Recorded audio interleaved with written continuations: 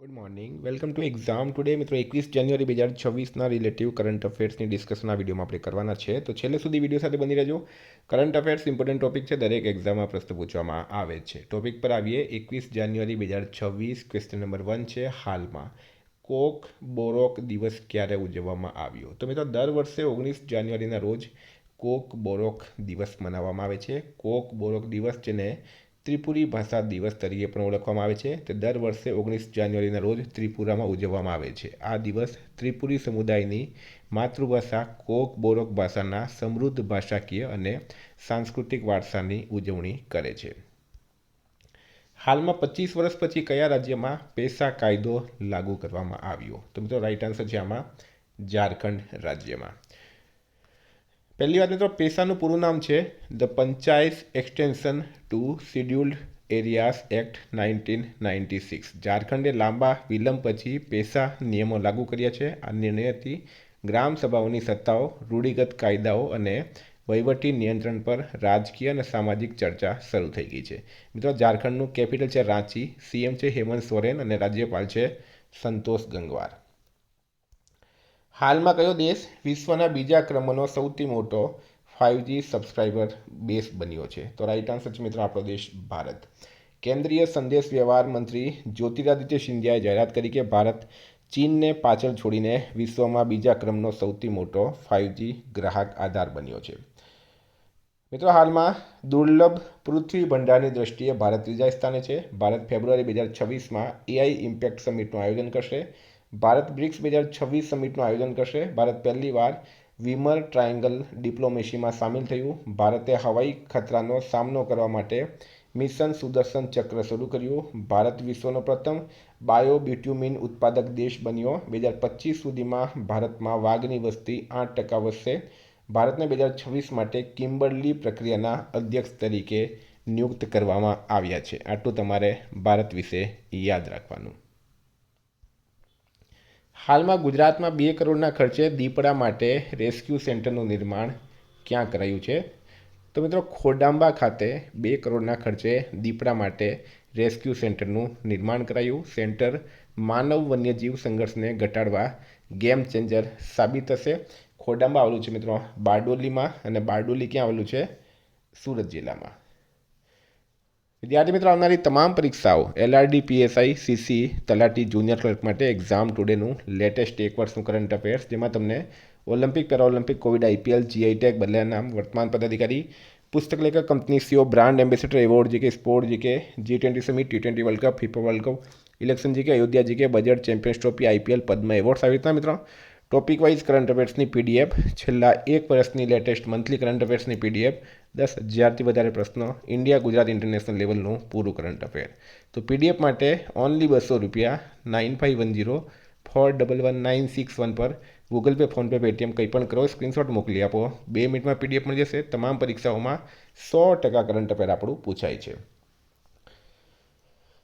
5 છે. રક્ષામંત્રી રાજનાથ સિંઘે હાલમાં દારૂગોળો યુનિટનું ઉદ્ઘાટન ક્યાં કર્યું? તો રાઈટ આન્સર છે મિત્રો આમાં નાગપુર ખાતે. રક્ષામંત્રી રાજનાથ સિંઘે નાગપુરમાં સોલાર, ડિફેન્સ અને એરોસ્પેસ ખાતે સંપૂર્ણ સ્વચાલિત 30 દારૂગોળા પ્લાન્ટનું ઉદ્ઘાટન કર્યું. હાલમાં સ્પિતુક ગુસ્તોર ઉત્સવ સાથે આધ્યાત્મિક નવા વર્ષની શરૂઆત ક્યાં થઈ? તો એ થઈ છે લદ્દાખ ખાતે. લદ્દાખના સ્પુતિક મઠ ખાતે 2 દિવસીય સ્પિતુક ગુસ્ટર મહોત્સવ શરૂ થયો છે. આ પ્રદેશનો વર્ષનો પહેલો મઠનો ઉત્સવ છે અને ઋતુ પરિવર્તનનું પ્રતીક છે. મિત્રો લદ્દાખના રિગ્ઝિન યાંગડોલે દક્ષિણ કોરિયામાં આયોજિત હોકી ટુગેધર ઇન્ટરનેશનલ કોચિંગ કેમ્પમાં ભાગ લીધો. લદ્દાખમાં ઇસરોના હાઈ એલ્ટિટ્યૂડ એનાલોગ મિશન હોપનું ઉદ્ઘાટન થયું. વાયુસેના પ્રમુખ લદ્દાખમાં ન્યામા એરબેઝનું ઉદ્ઘાટન કર્યું. લદ્દાખમાં સમુદ્ર સપાટીથી 19,400 ફૂટની ઊંચાઈએ વિશ્વનો સૌથી ઊંચો મોટરેબલ રોડ બનાવવામાં આવ્યો. ભારતીય સેનાએ લદ્દાખમાં સ્વદેશી રીતે વિકસિત હવાઈ સંરક્ષણ પ્રણાલી આકાશ પ્રાઇમનું સફળ પરીક્ષણ કર્યું છે. હાલમાં ભારતીય રેલવેનું સર્વોચ્ચ સન્માન કોને મળ્યું છે?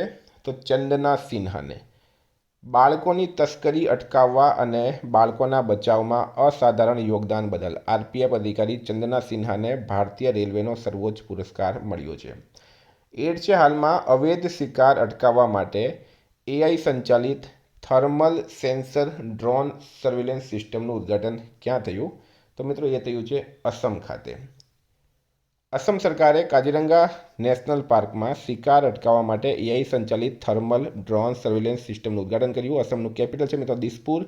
સીએમ છે હેમંત બિસ્વા શર્મા. રાજ્યપાલ છે લક્ષ્મણ આચાર્ય. હાલમાં એમએસએમઈ મંત્રાલયે ક્યાં એક નવા ટેકનોલોજી સેન્ટરને મંજૂરી આપી છે? તો રાઈટ આન્સર છે મિત્રો હિમાચલ પ્રદેશમાં. તાજેતરમાં સૂક્ષ્મ લઘુ અને મધ્યમ ઉદ્યોગ મંત્રાલયે 2 નવા ટેકનોલોજી સેન્ટર માટે મંજૂરી આપી છે અને તે હિમાચલ પ્રદેશમાં છે. એક છે ઉના જિલ્લામાં, બીજું છે પરવણુ જિલ્લામાં. 10 છે હાલમાં કયા રાજ્યએ આમે પડીબા આમા બસારે યોજના શરૂ કરી? તો મિત્રો એ કરી છે ઓડિશા સરકારે. ઓડિશાએ 3 થી 6 વર્ષના ઉંમરના બાળકોને માતૃભાષામાં પ્રાથમિક શિક્ષણ પૂરું પાડવા માટે 5 વર્ષની અમ્મે પદીબા અમ્મા બસારે યોજના શરૂ કરી. 11 છે હાલમાં ભારત અને કયા દેશે દરિયાઈ પ્રદૂષણ નિયંત્રણ પર સંયુક્ત કવાયત હાથ ધરી છે? તો મિત્રો રાઈટ આન્સર છે આમાં જાપાન. ભારતીય કોસ્ટગાર્ડ અને જાપાન કોસ્ટગાર્ડે મુંબઈમાં સંયુક્ત એચએનએસ પ્રતિભાવ કવાયત હાથ ધરી હતી. આ કવાયતનો ઉદ્દેશ્ય દરિયામાં રાસાયણિક ઢોળાવનો સામનો કરવા માટે તૈયારીઓમાં સુધારો કરવાનો હતો. 12 છે વર્ષ 2025માં ભારતનું સ્થાનિક બોક્સ ઓફિસ કલેક્શન કેટલા કરોડને વટાવી ગયું છે? તો 13,000 કરોડને વટાવી ગયું. પહેલી વાર 2025માં ભારતના સ્થાનિક બોક્સ ઓફિસ કલેક્શન રૂપિયા 13,000 કરોડને વટાવી ગયું. ઓર્મેક્સ મીડિયાના અહેવાલ મુજબ ટિકિટના ભાવમાં વધારો અને મોટા બજેટની ફિલ્મોને કારણે આ આંકડો પહોંચ્યો હતો. 13 છે હાલમાં બિહારના કયા જિલ્લામાં ભારતના સૌથી મોટા શિવલિંગની સ્થાપના થઈ છે?